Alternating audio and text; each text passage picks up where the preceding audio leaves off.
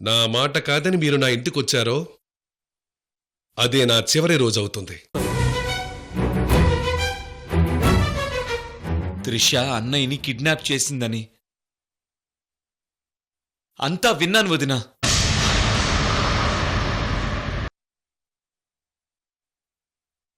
వదినా, మీ మంచితనం చూసి నాలో గిల్టీనెస్ రోజు రోజుకి పెరిగిపోతుంది.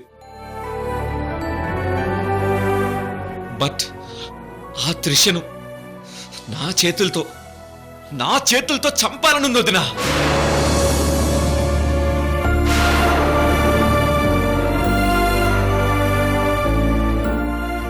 పాపం అన్నయ్యకి ఏం తెలుసని తనని తీసుకెళ్లి ఇంత టార్చర్ పెట్టింది. అంతా నా వల్లే వదినా.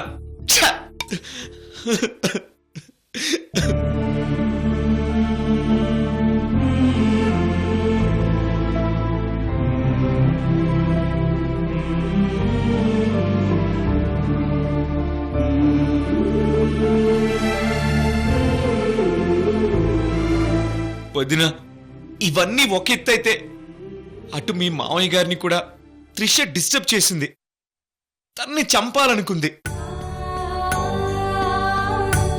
God is great, uncle save అయ్యారు. ఇప్పుడేమో అంకుల్ ఇంటికొచ్చి మిమ్మల్ని అందరినీ బాధ పెట్టేలా మాట్లాడి వెళ్ళారు.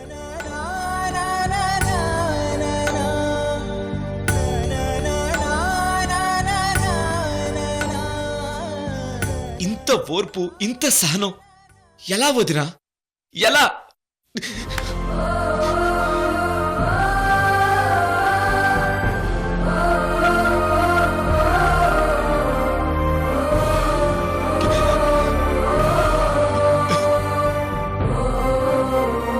వంశీ! అరవింద్! వంశీ! వంశీ! అరవింద్! వంశీ, ఆగు వంశీ. టోటల్ గా నేను మిమ్మల్ని అందరినీ సఫర్ చేస్తున్నాను. అంతా నా వల్లే వదినా, నా వల్లే.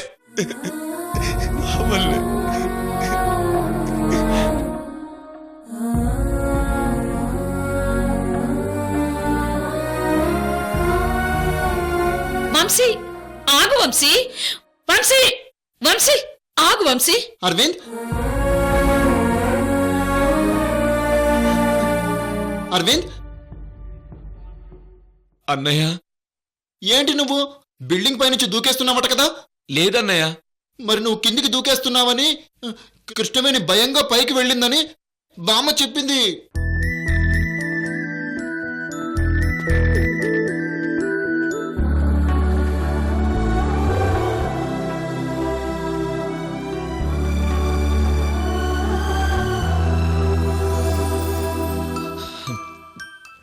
లేదన్నయ్య, సరదాగా పైకొచ్చాను అంతే. అంతే కదా? నువ్వు బిల్డింగ్ మీద నుంచి దూకేస్తావేమోనని చాలా భయపడ్డాను అరవింద్.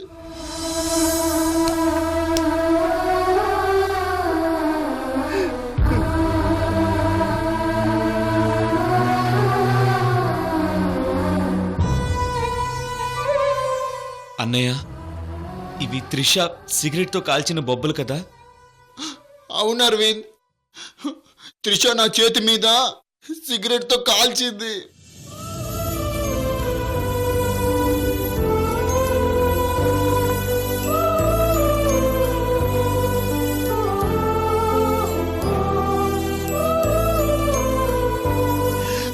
నా మొహం మీద బూట్ కాలు పెట్టి తొక్కింది అరవింద్.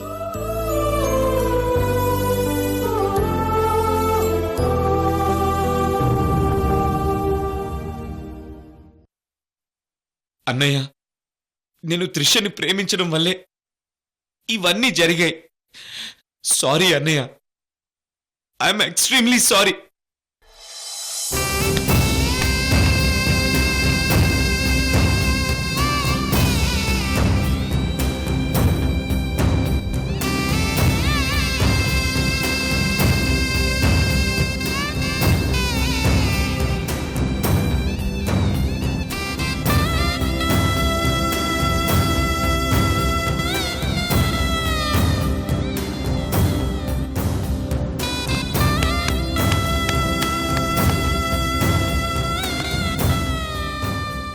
నాన్న అరవింద్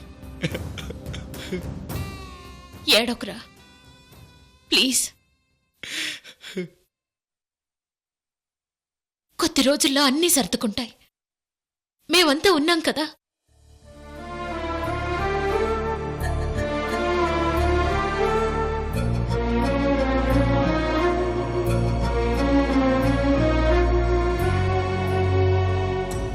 ఇన్ని చేసిన త్రిష చివరికేమైంది అరవింద్?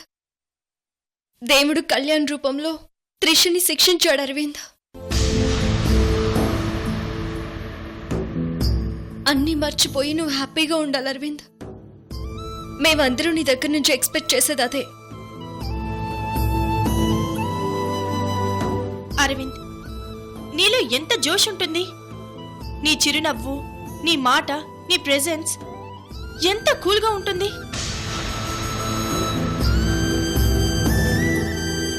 అవును Arvind, your uh cool guy. నీకోసం చాలా మంది అమ్మాయిలు క్యూలో ఉన్నారు. నువ్వు ఓకే అంటే అక్క 1 వీక్లో అన్ని ఫిక్స్ చేసి గ్రాండ్గా పెళ్లి చేస్తుంది.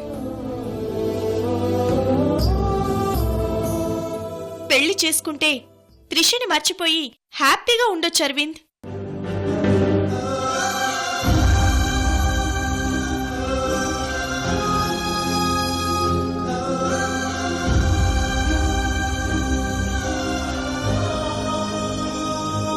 ఈ అరవింద్ సంతోషంగా ఉండడానికి, లైఫ్ లాంగ్ జోష్గా ఉండడానికి ఒక ఇంపార్టెంట్ డెసిషన్ తీసుకున్నాడు.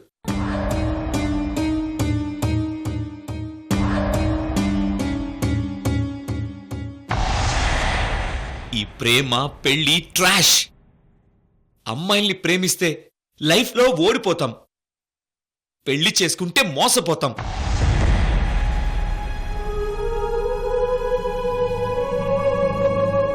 ఒక ఆడదాని వల్ల రాజ్యాలే పోయాయంటారు.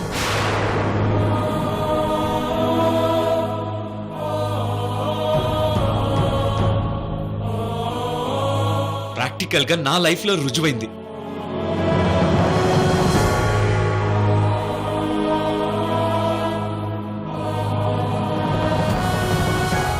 ఈరోజు నా కుటుంబం కష్టాల వల్ల తలకిందులైంది. ఆడవాళ్లను నా జీవితంలోకి ఎంటర్ అవ్వనివ్వను.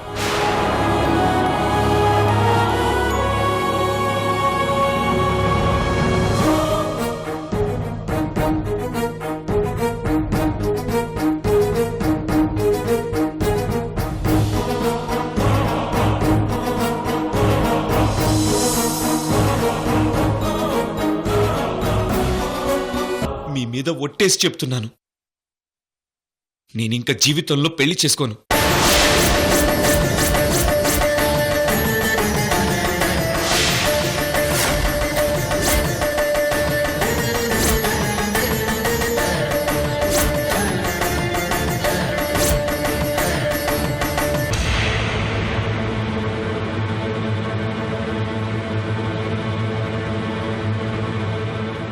ఇలాగే జీవితాంతం మిమ్మల్ని అందరినీ చూసుకుంటూ ఒంటరిగా ఉంటాను. లైఫ్ లాంగ్ ఒంటరిగానే ఉంటాను.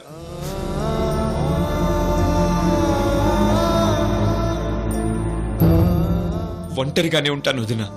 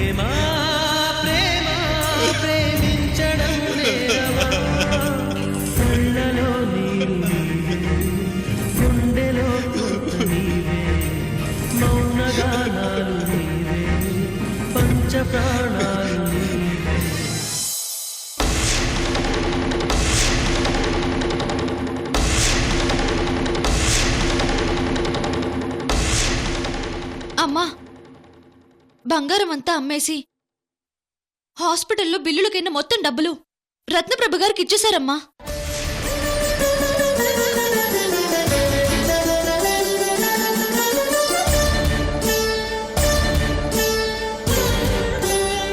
నాన్న ఇలా డబ్బు తెచ్చిస్తాడని వాళ్ళు అనుకోలేదు. కృష్ణవేణైతే లోపల ఎంత బాధపడిందో ఆ దేవుడికే తెలియాలి.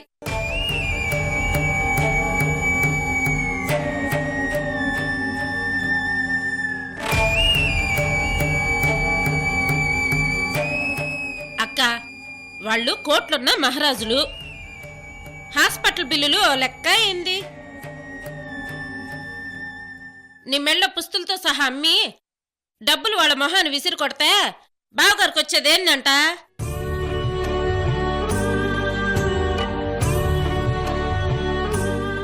వదిన, అన్న ఇలా చేస్తే వాళ్ళు బాధపడి మన కృష్ణవేణిని లోకుగా చూస్తారు.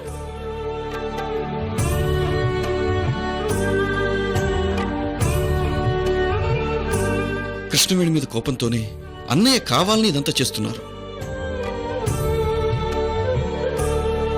అదేదో ఆ డబ్బు నాకిస్తే నేను సైలెంట్గా వెళ్ళి ఇచ్చేసేవాడిని కదా వదినా. చావుకైనా శుభముహూర్తానికైనా మా ఇంటి గడప తొక్కరాదు. ఒకవేళ వస్తే అదే నా చివరి రోజు అవుతుందని హెచ్చరించారమ్మా.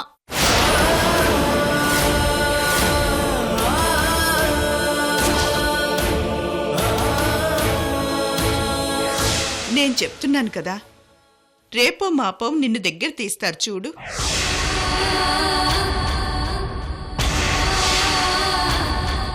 ఎందుకు ఏడుస్తున్నావు? ఆ కృష్ణవేణి పేడ విరగడైనందుకు సంతోషించవే.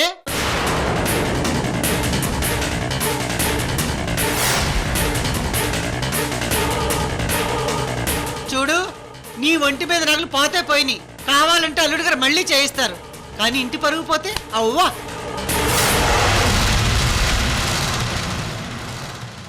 అత్తయ్య, వాళ్ళు హాస్పిటల్ బిల్లు కట్టినంత మాత్రాన మన పరువు పోయినట్టేనా? ఒట్టుగొడ్డుకు అరుపులు ఎక్కువ, వాళ్ళని మబ్బకు ఉరుములు ఎక్కువ అన్నట్టు మేము సమయానికి దగ్గరుండి అన్నీ చూసుకున్నాం. హాస్పిటల్ బిల్లు కట్టాం. మా వల్లే లక్ష్మీనారాయణ బతికి బయటపడ్డాడని కృష్ణవేణి అత్తగారు టౌకేసుకుంటుంది.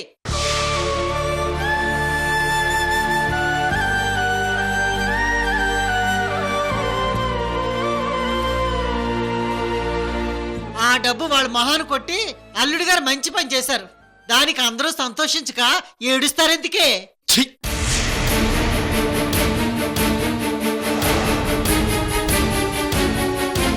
వాళ్ళ దగ్గర కోట్లుంటే మా అల్లుడి దగ్గర ఆత్మాభిమానం ఉంది.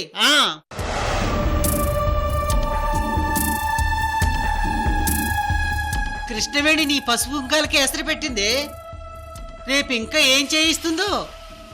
ఆ కృష్ణవేణి దురదృష్టం వల్ల ఉన్న పలంగా భూకంపం వచ్చి ఈ ఇల్లు ఇట్టాగే కూలిపోతుందేమో.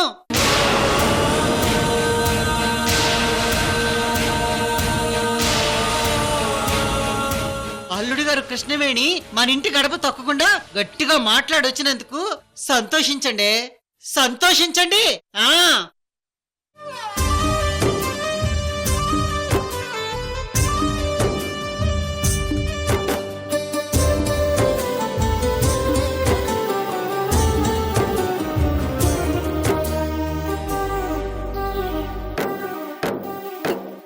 ముందు సాగుతున్న కథ ఒకటి,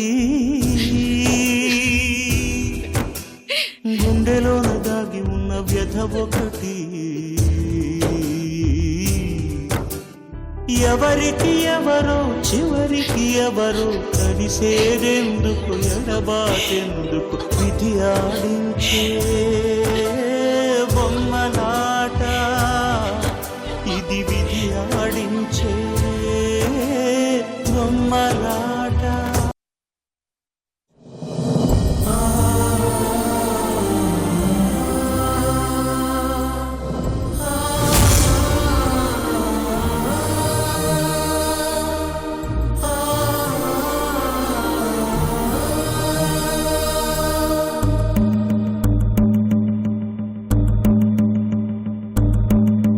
కృష్ణవేణి, మీ మామయ్య గారు నీ మీద ఎంత కోపంగా ఉన్నారో నాకిప్పుడు బాగా అర్థమైంది. మీ మామయ్యకి నిజం చెప్పేయమని నేను నిన్ను ముందే ప్రిపేర్ చేశాను.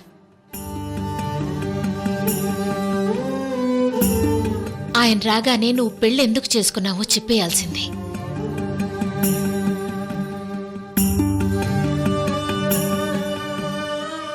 నేను చెప్దామనుకుంటే నన్ను అసలు మాట్లాడనివ్వలేదు.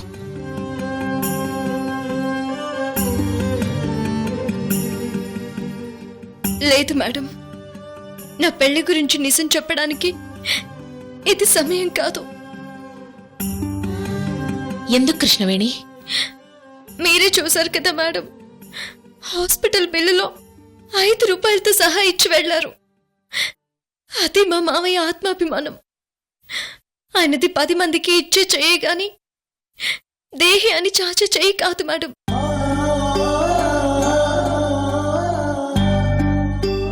అలాంటి వ్యక్తిత్వం ఉన్న మామయ్యకి 30 లక్షల రూపాయల బ్యాంక్ అప్పు తీర్చేందుకు వంశీ గారిని పెళ్లి చేసుకున్నాను అంటే ఆయన ఎంత సిగ్గుతో కుమిలిపోతారో ఆలోచించండి మేడం.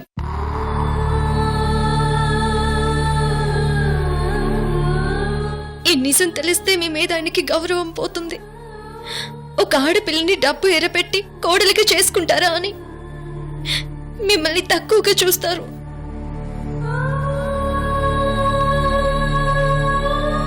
అననీ కృష్ణవేణి, ఆయన ఏమనుకున్నా పర్వాలేదు. ముందు మీ మామయ్యకి నీకు మధ్యన ఉన్న ఈ డిస్టర్బెన్స్ పోవాలి. నీ గొప్ప వ్యక్తిత్వం ఏంటో ఆయనకి తెలియాలి కృష్ణవేణి. లేదు మేడం, మామయ్యకి పెళ్లి నిజం చెప్పి మిమ్మల్ని చులకన చేయడం నాకు ఇష్టం లేదు.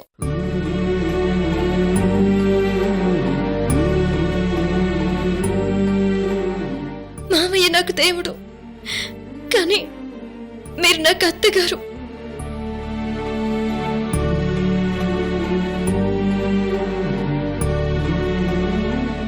మీ ఇంటి కోడలిగా మా అత్తగారి పరువు మర్యాదల్ని కాపాడటం కోడలిగా నా బాధ్యత మేడం.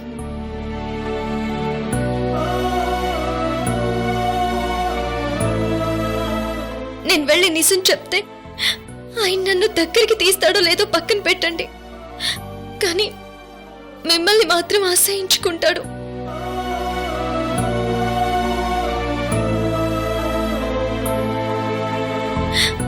అది నేను చూడలేను మేడం.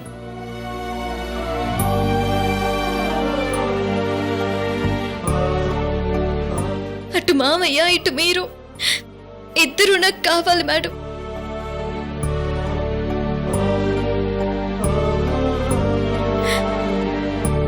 మీ ఇద్దరిలో ఎవరిని నేను పోగొట్టుకోలేను.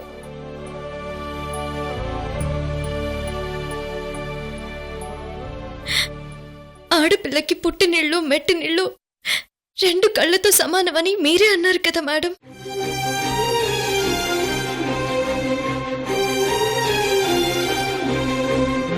అందుకే అంతసేపు మామయ్య మాట్లాడుతూ ఉంటే మౌనంగా ఉన్నాను.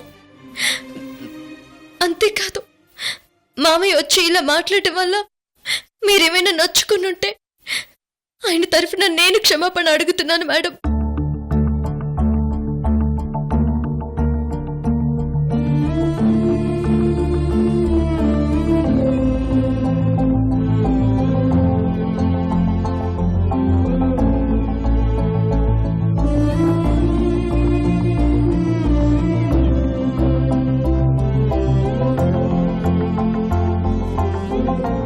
మీ అక్క నువ్వు తోడికోడళ్ళు కావాలని నువ్వు చాలా ఆశపడ్డావు. అంతా చక్కబడుతుందని నేను అనుకున్నాను. కానీ అటువైపు ఆ ఇంటి గడప తాకరాదని మీ మామయ్య అని వెళ్లారు.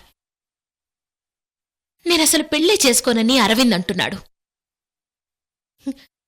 నువ్వు ఆశపడ్డట్టు ఏదీ జరగడం లేదు కృష్ణవేణి. మేడం, ఎప్పుడేం జరగాలో అంతా భగవంతుడే డిసైడ్ చేస్తాడు. మన చేతుల్లో ఏం లేదు, వెయిట్ చేయడం తప్ప. అటువైపు అరవింద్, ఇటువైపు వంశీ ఆరోగ్యం విషమం అయ్యింది.